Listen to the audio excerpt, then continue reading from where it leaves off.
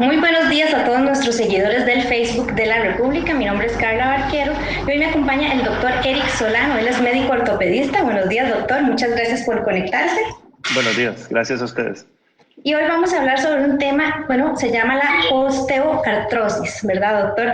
Doctor, expliquémosle a quienes nos están viendo en este momento en qué consiste esta enfermedad. Básicamente la osteoartrosis es lo que nosotros conocemos como el desgaste.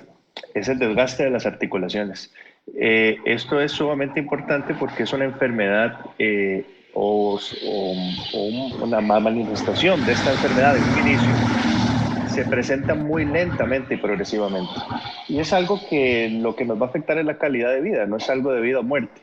Entonces se ha venido prestando más atención por el aumento en la sobrevida de las personas. Entonces estamos llegando a 50, 55, 60, 65 años con gente muy activa, pero con pérdida de la calidad de vida por este desgaste, ¿verdad? Ok, perfecto. Doctor, ¿cuáles son esos síntomas que nos pueden alertar, verdad, que ya estamos encaminados a esta enfermedad? Correcto. El primer síntoma y el que casi siempre se presenta es el dolor. Son pacientes o personas que nos consultan por dolor de rodilla. El desgaste se puede presentar en cualquier articulación y las articulaciones son las uniones de hueso con hueso donde hay cartílago. Entonces podemos tener un dolor en un dedo, podemos tener un dolor en un pie. Obviamente las articulaciones más grandes y las que más propensas están a lesiones y a desgaste son rodilla, cadera, tobillo, hombro, en mayor volumen la rodilla. Y el paciente se presenta siempre con dolor. En algunos casos presenta líquido, aumento de volumen o el famoso derrame, y a veces se puede presentar una articulación caliente, y en muchos de los casos pacientes que tienen buena tolerancia al dolor pueden presentar en algún momento deformidades. Entonces hay gente que tuvieron dolor, no hubo mayor importancia, a veces hubo un poco de derrame de líquido, pasaron los años, digamos que lo soportaron Lo bastante bien soportaron. y lo aguantaron y después ya llegan a consultar con una articulación con deformación. Perfecto. Doctor, ¿cuál es la diferencia entre osteoartrosis y artritis, verdad? Que a veces Sí, tal vez puede tender a confundir. claro, es muy importante porque cuando hablamos de artritis hay un poco de susto algunas veces porque hablamos de artritis reumatoidea y algunas enfermedades inflamatorias. Esto es un componente inflamatorio como tal y la artritis produce una inflamación de las articulaciones. Esto es un componente aparte, donde lo ven los reumatólogos, algunos médicos clínicos, y tiene una connotación o un carácter patológico, como se dice en las enfermedades, o una evolución diferente, del cual requiere un tratamiento diferente, que al final podemos mezclar algunas otras cosas, pero básicamente es eso. La artrosis es el desgaste per se, no por la artritis, sino per se, ya sea por una persona, por el aumento de la edad. Yo siempre lo comparo, cuando alguna persona me pregunta, yo lo comparo como las arrugas de la cara. Tenemos arrugas en el cartílago y esas arrugas van a ir pasando conforme pasa la edad por algunos factores genéticos, alguna gente por exceso de deporte, alguna gente por algún accidente, van a tener esas arrugas y esas arrugas van a ser el desgaste denominado artrosis. Okay, doctor, ¿una persona con artritis puede tener este padecimiento también? O sea, pueden tener los dos Correcto, padecimientos. correcto. Por eso le decía, cuando uno tiene artritis y al final pueden comunicarse las dos enfermedades o llegar a juntarse, es porque una persona con artritis, si no se cuida, va a tener artrosis. La persona con una artritis reumatoidea, con un lupus, con alguna enfermedad inflamatoria de la articulación, si esa enfermedad no es controlada por el médico clínico, la articulación se va a desgastar más rápido. Entonces uno tiene una artritis que nos provoca artrosis. O podemos tener una artritis inflamatoria por un golpe. Una persona que tuvo un golpe, tuvo una inflamación, tuvo esa artritis y esa artritis nos produjo la artrosis, ¿verdad? Doctor, comúnmente se piensa, ¿verdad?, en desgaste, bueno, uno lo relaciona con adultos mayores, pero usted mismo nos está diciendo que hay actividades, deportes que hacen que también personas jóvenes tengan esta enfermedad. ¿Qué tanto es la Claro. incidencia?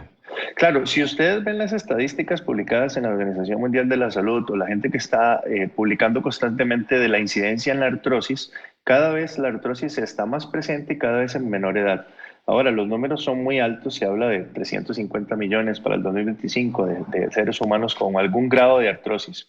Esto viene dado por múltiples factores. Ahora, yo me dedico mucho también al área de la medicina del deporte y ahí empezamos a ver artrosis temprana. ¿Cómo qué? ¿Cuál es un ejemplo claro? El niño que jugó fútbol tuvo un esguince de tobillo, no se controló bien, el tobillo tiene una biomecánica alterada, a los 13, 14 años, tolerable por la edad, no hubo mayor cosa, y a los 17, 18 años viene con una artrosis de tobillo. O la persona que tuvo una lesión de menisco a los 14, 15 años, mismo ejemplo, basquetbolista, futbolista, y a los 25 años tiene una artrosis. Entonces, están desarrollando, bueno, también hay una incidencia en el trauma, más accidentes de tránsito, etcétera. Entonces, una persona con una biomecánica alterada de sus articulaciones, llámese por un accidente, o inclusive hay un punto muy importante también en la sobrecarga deportiva. Ahora es muy bueno hacer deporte y todos estamos concentrados en hacer el deporte, pero también existe la globalización del deporte, donde perdemos la individualidad y las personas empiezan a tener sobrecarga en sus articulaciones, y obviamente uno empieza a sentir los cambios a temprana edad. Entonces, la artrosis como tal ya no es una enfermedad de viejitos o de adultos mayores, mejor dicho, sino que la artrosis es una enfermedad que se puede presentar a cualquier edad, y obviamente entre menor edad tengamos, tenemos que empezar a atajarla para que no progrese. Un punto importante es que la artrosis en su etapa temprana, la clasificación más fácil de explicar es del grado 1 al grado 4. El grado 1 es el menor y el grado 4 es la persona que ya necesita cirugías grandes o que anda con mucho dolor. El grado 1 normalmente es asintomático. O sea, tuvimos una caída en unas gradas, para no ponerlo así muy trágico, hicimos una arruguita en una articulación y no fue motivo de consulta. Pero esa arruguita va a ir aumentando conforme pasa el tiempo. Es progresivo entonces, doctor. Es progresivo, correcto. Okay, correcto. Ok, doctor, en cuanto a actividades deportivas, porque sé que muchas personas tal vez se preguntan si estaré yo entre estas actividades que son más propensas a que me dé una osteoartrosis. ¿Cuáles podríamos mencionar? Ya usted dijo fútbol, ¿verdad? Que a veces basquetbol también sí tienen el... Claro, esto es muy importante porque yo soy pro deporte. Entonces se puede presentar para alguna mala interpretación en el que a veces uno dice, no, es que el doctor me dijo que no hiciera o que tal cosa. No, realmente todos los deportes son buenos y son saludables. Obviamente hay deportes de riesgos, llámese motocross o salto en, qué sé yo, en paracaídas, considerado un deporte, puede tener mucho más riesgo. Hay una pregunta importante que a veces nos hacen los maratonistas y nos dicen, doctor, yo haciendo maratones y este volumen de ejercicio me puede provocar artrosis. Realmente no hay un 100% de certeza que un deporte de tan alto rendimiento produzca artrosis, pero la suma de los factores, entrenamientos combinados, ya no solamente corres en plano, sino que haces montaña, le metes un poco de pesas, va a poder aumentar. Y hay un factor importante que no podemos controlar, que es la genética.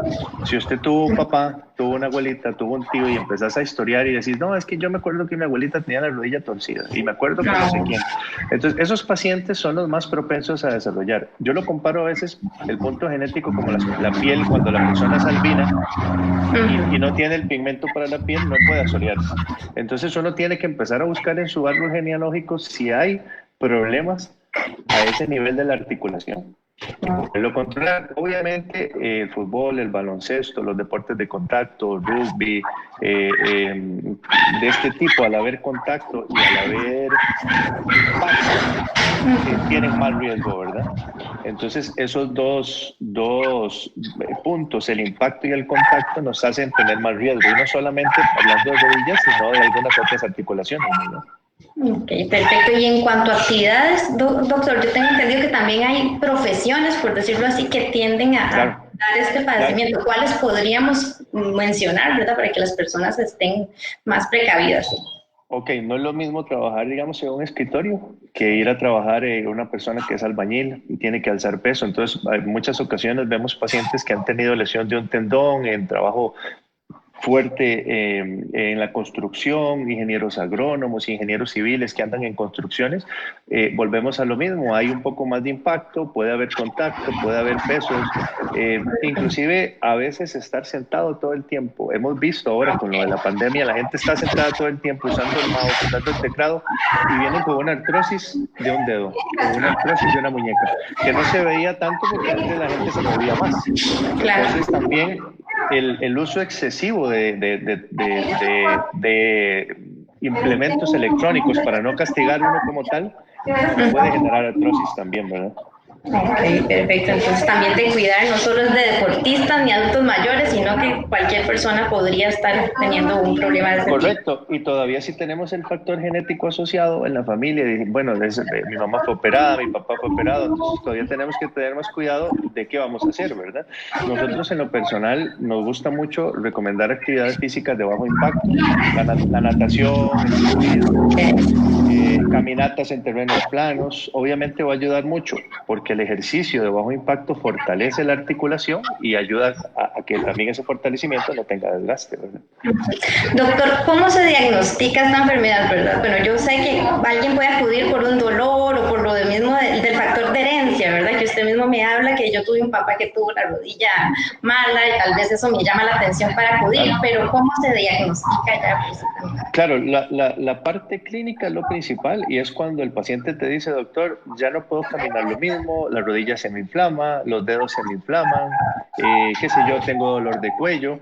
Entonces el dolor, a veces los crujidos o lo que llamamos en medicina los crépitos pueden ser factores asociados y la inflamación. Una vez que el paciente nos dice eso y uno lo examina, el examen más sencillo para ver si hay desgaste de una articulación es una radiografía.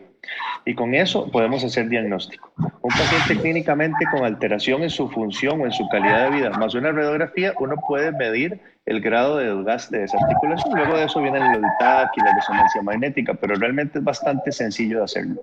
Y una vez que uno hace el diagnóstico, establece el grado y ahí empezamos con las recomendaciones, ¿verdad? Okay, perfecto. Doctor, en cuanto a prevalencia por género, ¿es más frecuente en hombres, es más frecuente en mujeres? Sí, curiosamente es más frecuente en mujeres. Hay algunos factores hormonales eh, que podrían estar asociados a esto. Realmente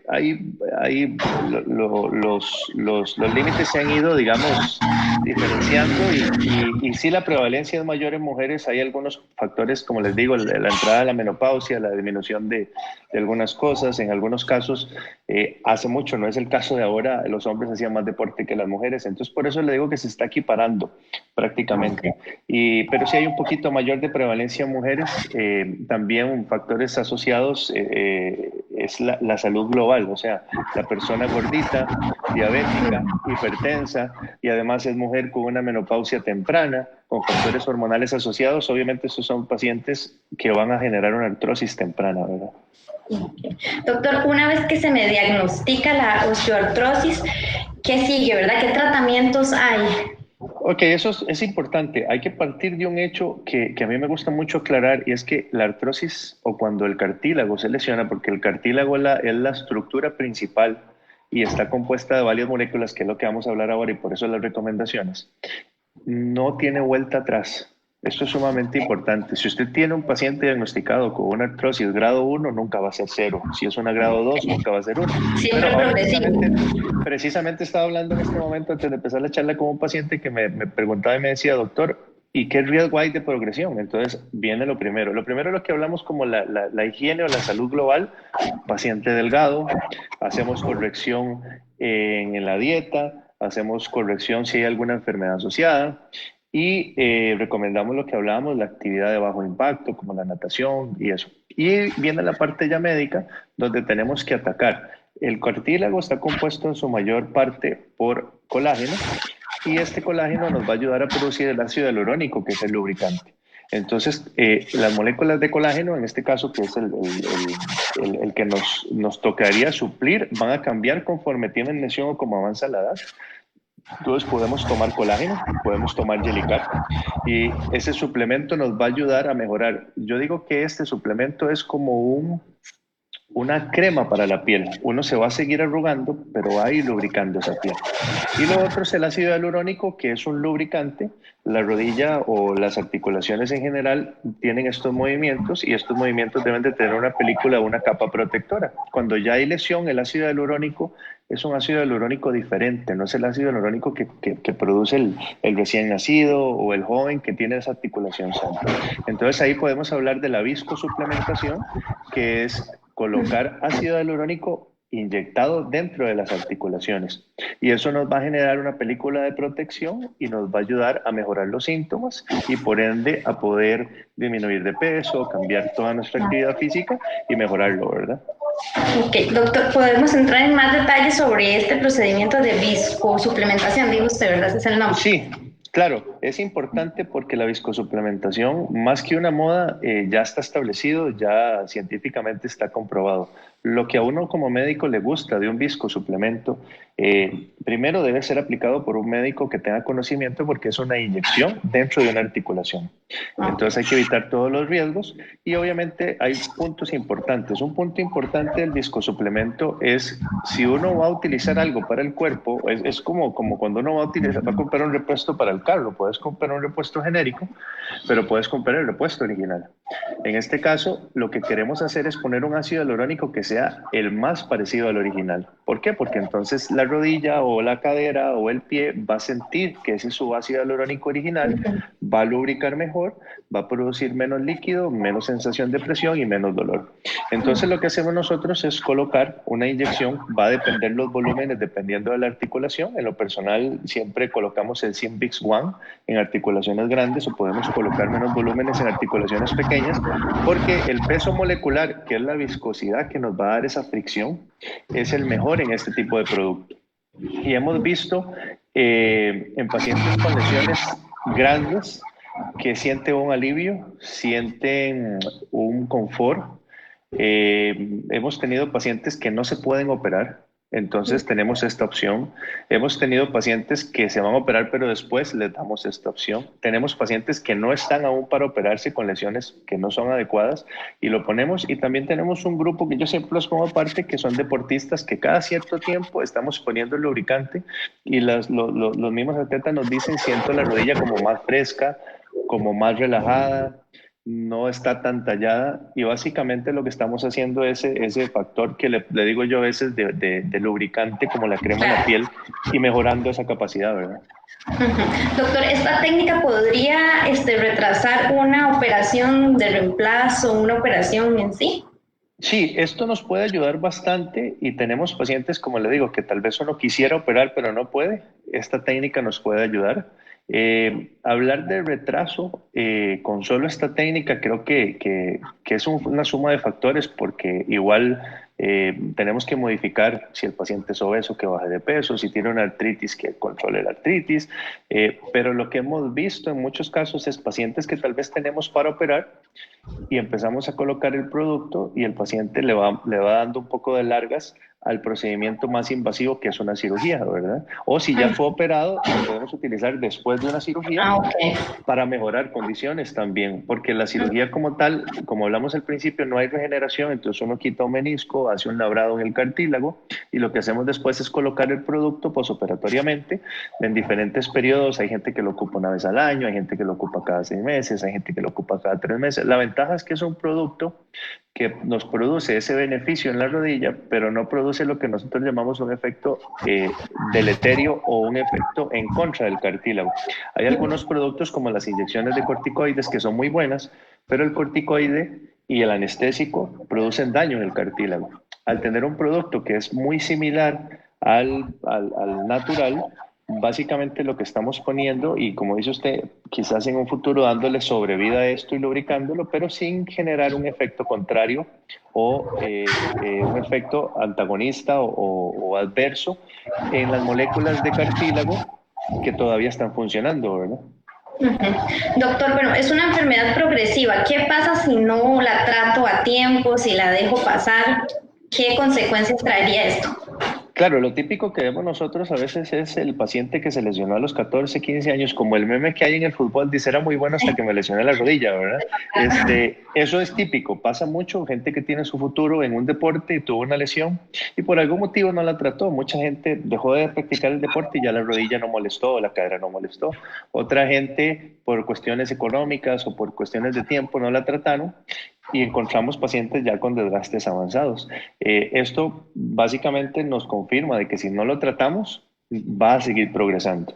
El hecho del tratamiento no nos garantiza que no exista un progreso, pero sí está demostrado que el tratamiento nos da calidad de vida, nos mejora síntomas y sí se pueden lentecer algunos procesos.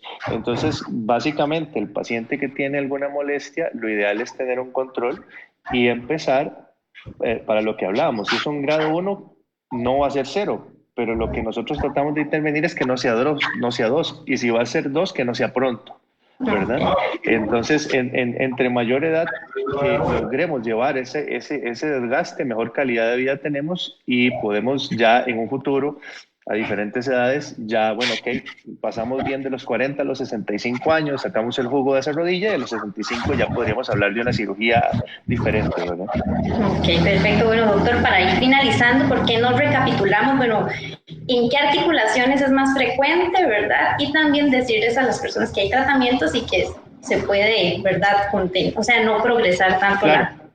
Claro, yo lo que pondría en el primer resumen porque mucha gente le puede confundir el término, la osteoartrosis o inclusive la osteoartritis, lo que nosotros tenemos que valorar es que hay un desgaste, un envejecimiento. Entonces, tengo un envejecimiento o un desgaste de las articulaciones, para no complicarnos con términos. Lo segundo, con relación a esto, es las articulaciones de carga son las que mayor se desgastan. El número 1 rodilla, número 2 cadera, número 3 tobillo. Y luego, como vemos modificaciones de factores o factores asociados deportivos o de trabajos que hablamos, pueden ser manos, muñeca, codo, hombro, columna cervical, columna lumbar. Entonces, en ese orden están. A veces varía mucho la prevalencia dependiendo de factores asociados, ¿verdad? Recordar hacer siempre el mapeo o el screening familiar, porque a veces nos llega un paciente y dice, doctor, es que a mí me ha molestado la rodilla. Yo, su abuelita era así. Nosotros llamamos corbetas a los que tienen curvatura en las rodillas, como un arco, ¿verdad? Las que son las rodillas juntas se llamaba algo. Y entonces, mira, sí, mi papá era así y yo me acuerdo o mi abuelo me acuerdo que la rodilla se le torció. Entonces, obviamente eso, si lo logramos atacar a edades tempranas, podemos modificar esos factores para evitar progresión, ¿verdad? Perfecto, bueno doctor, eso era. Más bien, muchísimas gracias por acompañarnos en esta transmisión. Y bueno, si quieren más información, ahorita les vamos a postear una nota que habíamos hecho sobre este tema y le agradezco otra vez, doctor, por su compañía. No, gracias a ustedes. Buen día, estamos a la orden. Perfecto, de esta manera culminamos y los invitamos a que sigan en las redes sociales de la República. Gracias.